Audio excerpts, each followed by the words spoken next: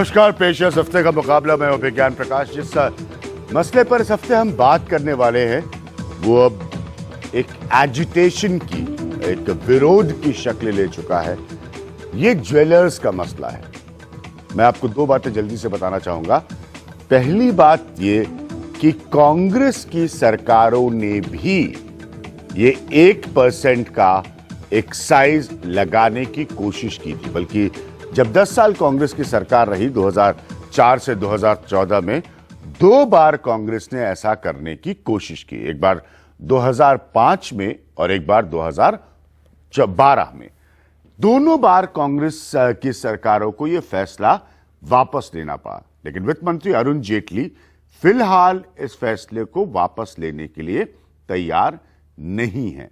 सरकार की दलील यह है कि जीएसटी की दिशा में ये जो रेवेन्यू जनरेशन, पैसा कमाने का जो मॉडल है, उसको ज्यादा बेहतर बनाएगा। ज्वेलर्स अपने हिस्से की दलीलें लेकर आए और उनका यह मानना है कि इससे कतई भी उनके लिए कोई फायदा नहीं है। मेरे साथ कुछ बहुत खास मेहमान आज मौजूद हैं इस प्रोग्राम में और उनके जरिए हम समझने की कोशिश करेंगे कि ये जो ज्वेलर्स का विरोध है ये कितना सही या कितना गलत है। मेरे साथ सतीश चंद्र सिंघवी जी मौजूद हैं, जो कि प्रेसिडेंट है दिल्ली ज्वेलर्स एसोसिएशन के और बहुत ही पुराने ज्वेलर्स में से हैं। मेरे साथ अमित गोयल साहब हैं, पहले भी मिल चुके हैं मेरे प्रोग्राम में, पाइनियर से जुड़े हुए अमित, और आर्थिक मसलों पर हम अक्सर बातचीत करते हैं।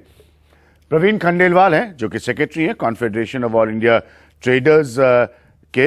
अमन सिन्हा है, वो प्रवक्ता है भारतीय जनता पार्टी के, भारतीय जनता पार्टी को रिप्रेजेंट करते हैं। और मुंबई से हमारे साथ जुड़ रहे हैं अशोक मीनावाला जी, जो कि डायरेक्टर हैं all India James and jewellers trade federation के।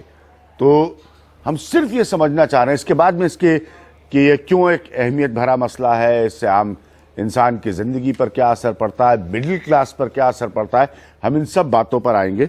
लेकिन सबसे पहले मैं सतीश जी आपसे शुरू करने वाला हूं कि आप क्यों समझते हैं कि ये 1% का जो एक्साइज बढ़ाया गया है ये ज्वेलरी इंडस्ट्री को मार देगा, उसे चोट पहुंचाएगा? अभिज्ञान जी, पहले तो एनडीटीवी का बहुत शुक्रिया करता हूं जी कि उन्होंने मौका दिया जी। 1% excise is not very important. हाँ, सारे ज्वेलर्स जितने हुए सब टैक्स दे रहे हैं और वी आर बहुत ऊंची रेशो में टैक्स दे रहे हैं और कम्युनिटी से भी ज्यादा। उसमें कोई दिक्कत की बात नहीं है। समझने की कसर ये है कि एक्साइज लगता है, हम पहले समझे एक्साइज है क्या। एक्साइज कहते हैं कि कोई चीज हम प्रोड्यूस करें, बनाएं, उस पर एक्साइज लगना चाहिए। हम कोई चीज बना ही नहीं रहे एक छत के नीचे। ये साइकिल नहीं है तो सारा एक छत के नीचे तैयार हो गया और साइकिल बाहर भेज दिया, या स्टील हो गया तैयार भेज दिया। हम सिर्फ ये कहना चाहते हैं। और दूसरी बात और मैं कह दूं बीच में कि हम मोदी जी के साथ हैं, सब जने मोदी जी की मेक इन इंडिया के साथ हैं और उनके साथ ही चलना चाहते हैं। लेकिन अभी समझने में थोड़ी सी देर हो रही है कि ज्वेलरी का ट्रेड समझ नहीं पा रहे हैं। तो 358 ऑर्गेनाइजेशंस क्यों विरोध कर रही हैं सार्वजनिक तौर पर? 358 एसोसिएशन आप लोगों के ज्वेलर्स की ये सार्वजनिक तौर पर विरोध कर रही है। ऐसा क्यों कर रही है जब आप लोग मोदी जी के साथ हैं? मोदी जी के साथ है मेक इन इंडिया में। हाँ, ये समझ नहीं पा रहे। हाँ, मेरा यही आपसे है अनुरोध कि मोदी जी के मेक इंडिया के साथ हैं, लेकिन क्योंकि समझ नहीं पा रहे तो इसलिए सब गड़बड़ हो जाएगी सारी। ये मेक इन इंडिया खराब हो जाएगा चीज। कैसे? कोई प्रिंसिपल मैन्युफैक्चर नहीं होता इसमें। सिर्फ ये कहना 2-4 आदमी ने अमिताभ बच्चन को ला दिया या किसी और से बहुत ज्यादा ऐड करा दिए, उनको ज्वेलर में समझिए आप। सिर्फ ज्वेलरी ट्रेड तो ऐसा है, ये हैंडीक्राफ्ट ट्रेड है। नहीं, लेकिन आप लोगों की मूल समस्या क्या है? मैं समझता हूँ, आप बताता हूँ ना आपको। क्योंकि आपने शुरुआत की इस बात से कि आप लोग ऑलरेडी टैक्स देते हैं।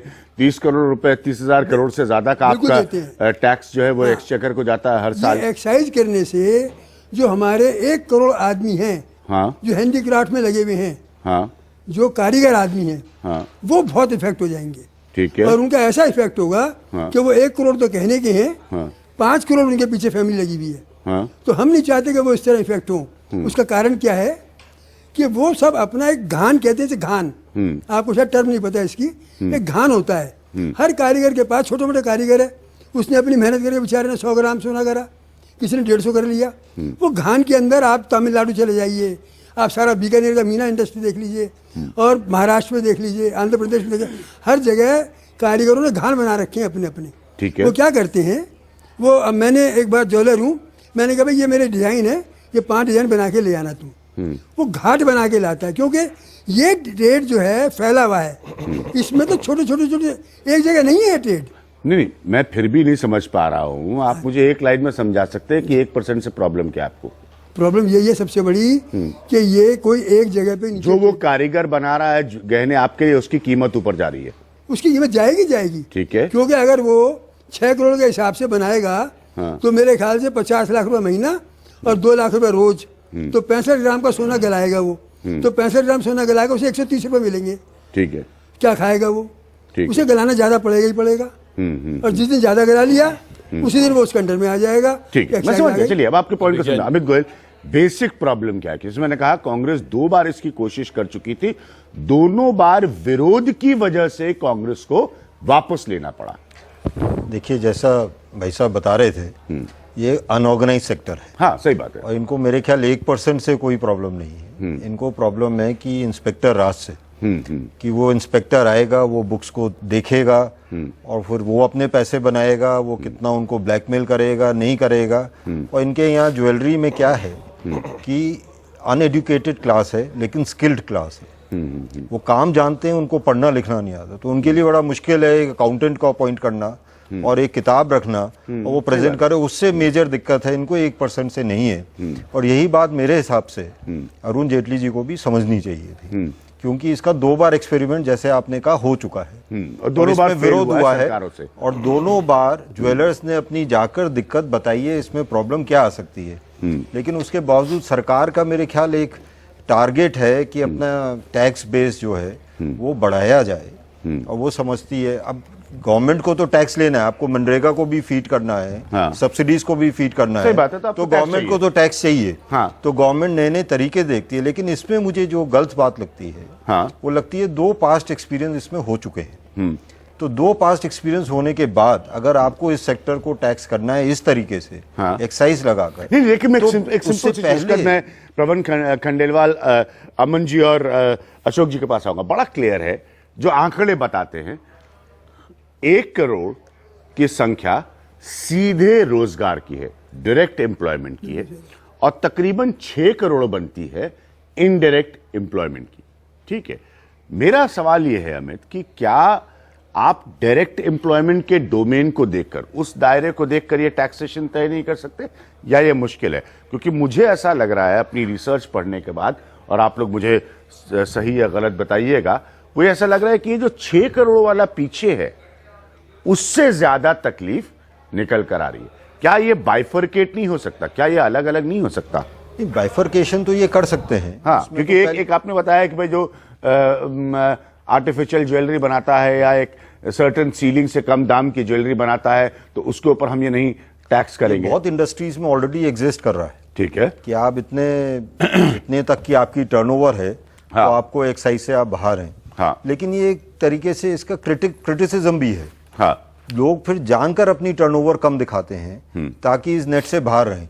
ये कोई प्रोडक्टिव मेजर नहीं होता है। ये प्रोडक्टिव आप व्यापारियों की बात करते हैं, ये क्या है और ये क्यों है?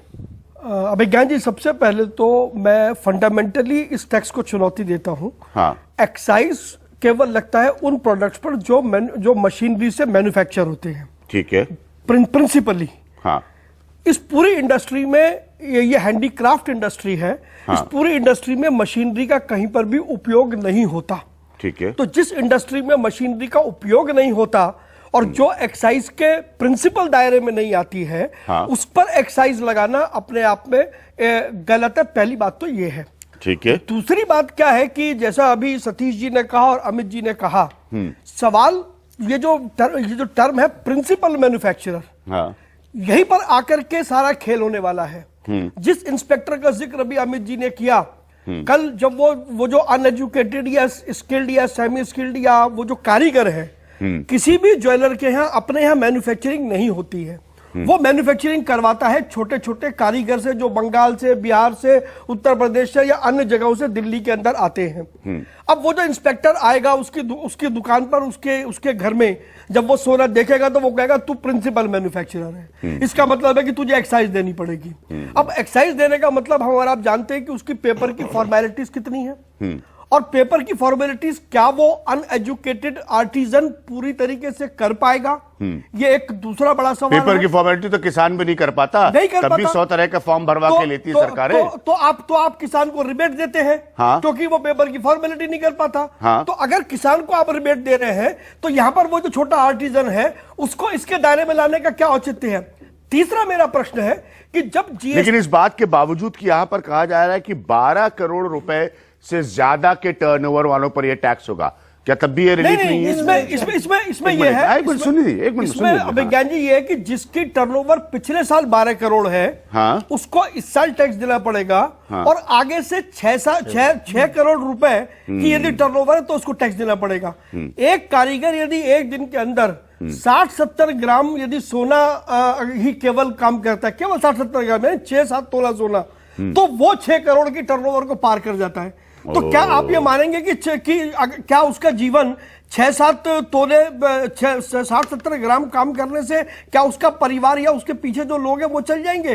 तीसरी बात इसमें अभिज्ञान जी ये है कि हम जब जीएसटी की बात कर रहे हैं, मैं उस पॉइंट पर आऊंगा, ठीक है, आप अपना पॉइंट रखिए। आने वाला है। हाँ। तो ऐसी कौन सी जल्दी है? अभी तो यही तो मैं कहना चाह रहा हूं, जीएसटी तो क्लियर ही नहीं है कि आने वाला है या नहीं तो आने वाला है। हमारा सिर्फ कहना ये है हाँ। कि ये पहले जो 2 बार वापस हुआ केवल इसी कारण से वापस हुआ। हाँ। और मैं धन्यवाद देना चाहता हूं सुषमा स्वराज जी को, जिन्होंने उस वक्त हमारे केस को प्रणब मुखर्जी के आगे जाकर के प्लीड किया। अरे तो वही सुषमा स्वराज इस बार गवर्नमेंट में वो जाके अरुण जेटली और नरेंद्र मोदी को क्यों नहीं प्लीड करती आपका केस? ये जवाब तो आप जाइए इस बार सुषमा स्वराज, अमन जी अलग जवाब देंगे, लेकिन मिलिए ना सुषमा स्वराज जी को। लेकिन मेरा ये कमाल की बात है, तब आपकी सुषमा स्वराज को आप क्रेडिट दे रहे हैं कि उन्होंने 2005 और 2012 में उलटवा दिया। हाँ। अपने अरुण जेटली के रहते वो नहीं पलटवा पा रही हैं। तो अब ये तो बात हम करेंगे ना। तो फिर क्रेडिट मत दीजिए ना सुषमा स्वराज को। सुषमा स्वराज की गवर्नमेंट है, वो एक सीनियर कैबिनेट मिनिस्टर है, वो कॉलीग कैबिनेट मिनिस्टर को कन्विंस नहीं कर पा रही कि गलत टैक्स है। उस वक्त 22 दिन हड़ताल विज्ञान जी जी मैं एक अमन आऊंगा,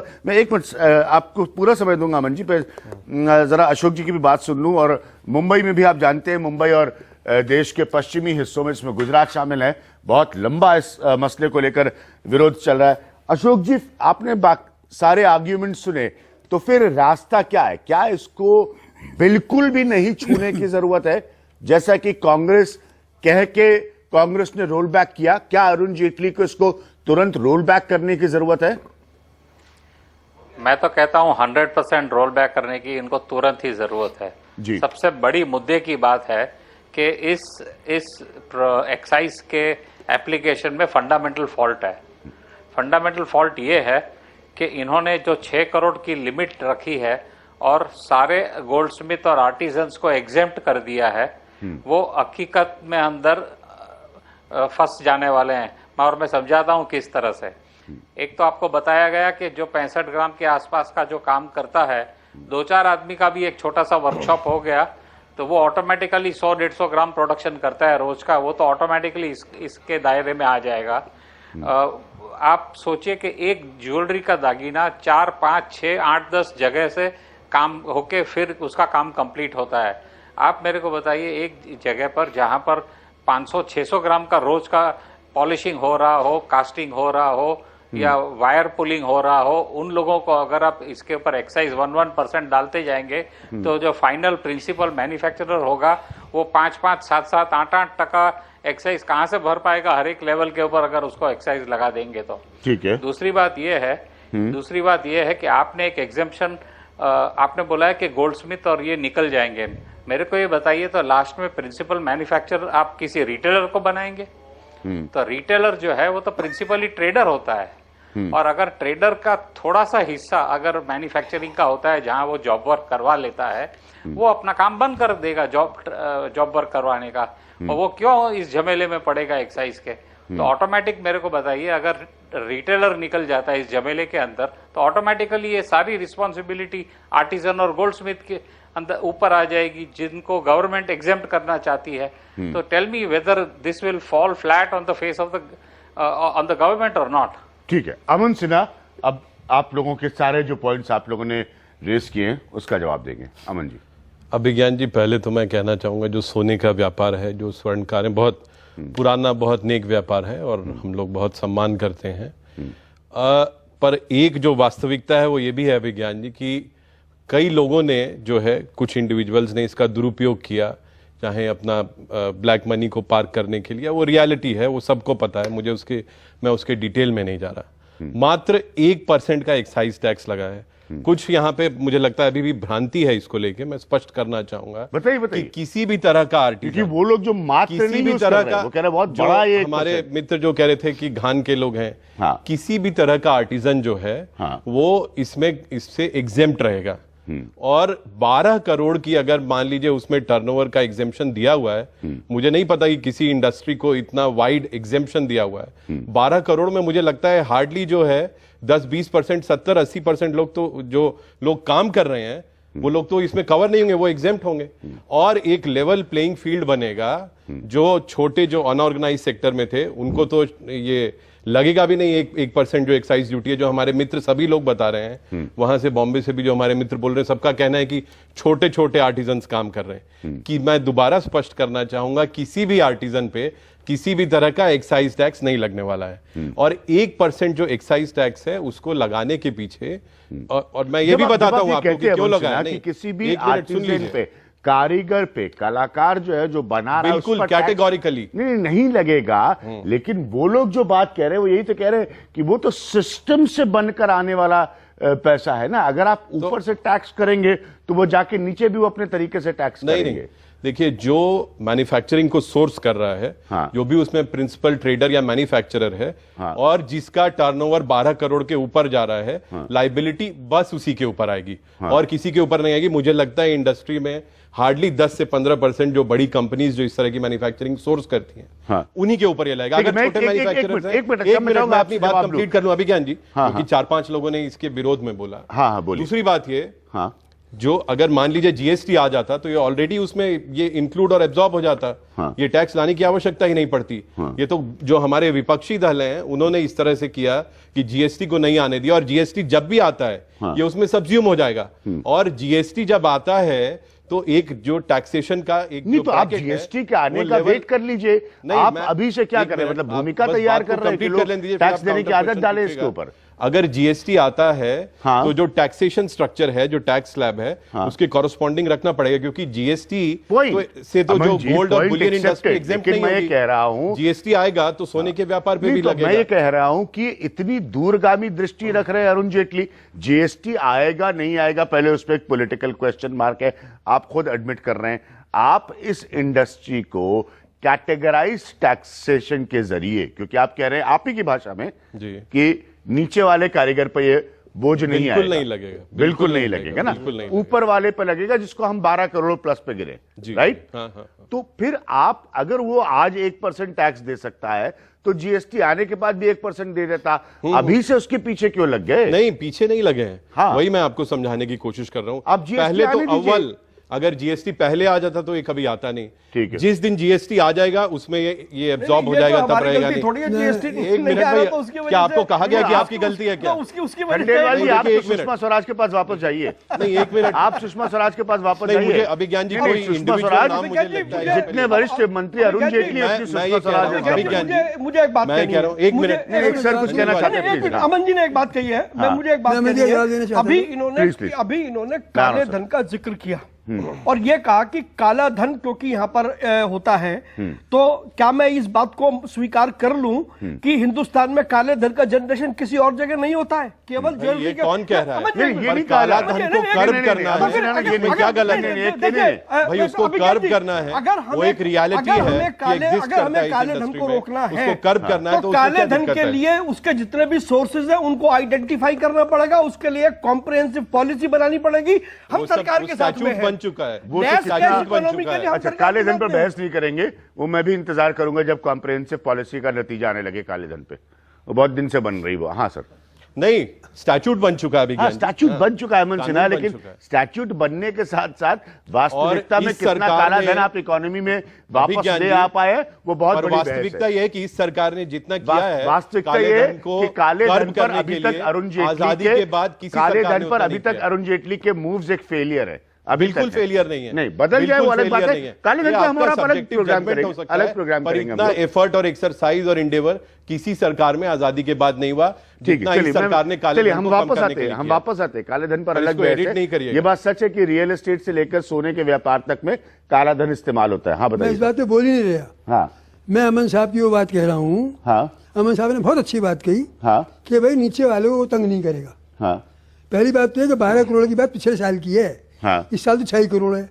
ठीक है, पहली बात तो ये मान लीजिए, तो वो आधा हो गया स्लैब। आधा हो गया। दूसरी नहीं, बात, 12 करोड़ ही। नहीं, सर, 12 सर, करोड़ छह। पिछले साल का है, 6 सर, छह, बारह छह। ठीक है, करोड़। एक मिनट सुनिए, मैं समझ छह और करोड़, अभी छह भी ये करोड़। प्रपोजल है, मेरी- आपके जो भी मेरी सुझाव होंगे आप अमन जी, लोग लिख अमन जी सकते मेरी हैं। विशेषता का सर, विषय नहीं है, मैं जरा समझना चाहता मैं हूँ चाहता इन हूँ लोगों सब सुन लीजिए। हमने आपकी बात हमारी सुन लीजिए। हाँ हाँ बिल्कुल। हाँ, मैं सिर्फ ये अर्ज करना चाहता हूँ, मैं बहुत धन्यवाद देता हूँ जेटली जी का। उन्होंने शहर से कह दिया भाई कोई इंस्पेक्टर तंग नहीं करेगा। इसका मतलब परोक्ष रूप में तो मान रहे हैं कि इंस्पेक्टर तंग करते हैं। पहली बात तो यही है। परोक्ष रूप बहुत में बढ़िया। गुड वो पॉइंट मान रहे हैं कि इंस्पेक्टर point. तंग करते हैं। चलिए हाँ। कोई बात नहीं करेगा। मैं पूछता हूँ कि लॉ ऑफ लैंड चलेगा, जो एक्साइज ड्यूटी का लॉ है वो चलेगा। जब आपने कह दिया 6 करोड़ से ऊपर सबको देना पड़ेगा, और खुद कह रहे हैं कि 60-65 ग्राम में नहीं मिलता काम, 100, 200, 300 ग्राम चाहिए, तो उसके लिए वो तो आएगा ना, काम करेगा। उसे रात को रोटी ले जानी है बेचारे को 1500 रुपए की अपने परिवार के लिए। अब वो कमाए या वो ये देखता रहे कि यार मैं तो एक्साइज नहीं दूंगा, 65 ग्राम में चलो तो चने खा लूं, भूखा मर जाऊं, वो नेचुरली उसको क्रॉस कर जाएगा। और 1 करोड़ आदमी है, 1 करोड़ आदमी जिसके पीछे 6 करोड़ परिवार पड़ा हुआ है, ठीक वो है। निश्चित क्रॉस करेंगे।